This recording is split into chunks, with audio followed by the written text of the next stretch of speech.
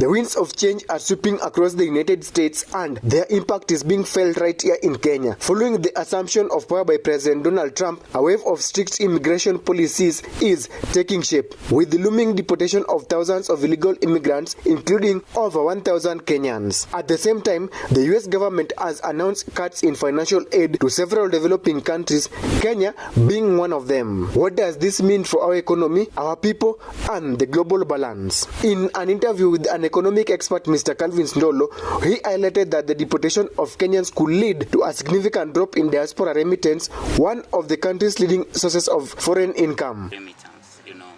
Remittances are the key sources of foreign exchange and household incomes in Kenya, whereby you find that many people that is in Kenya rely on relatives who work in US, and in this you find that they send funds, and by sending funds they have to consume them or also invest, and now as an impact you find that there will be less consumption, and through less consumption this means also less investments, and through less investments that leads to a lesser GDP, thence a hit on the Kenyan economy. Additionally, reduced US aid threatens ongoing development projects such as healthcare and educational programs across the country. First of all, like the sector like the economy. Secondly, we may speak of real estate, that is in the aspect of investing. Okay, so the real estate will be affected also as well. Yeah, and the education sector, and much more also on the health sector as well. Sure.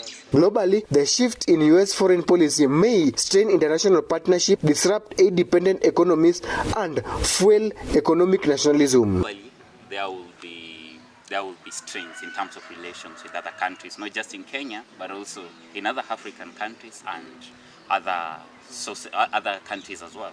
So you find at the end of the day, we as Kenyans also, or the Kenyan government may seek the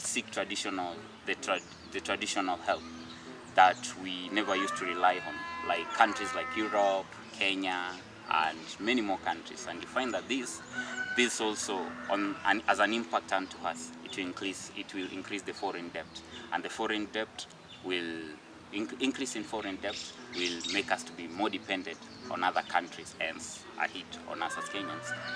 In the face of these challenges, Kenya is being urged to diversify its economic alliances, strengthen local industry, and explore alternative sources of development financing. We'll have to adjust its financial statements, that is in relation to the general GDP of the Kenyan economy, working together with the banks and key sectors such as industries, manufacturing industries, call them food processing industries, beverages, and this will lead to checking on financial statements.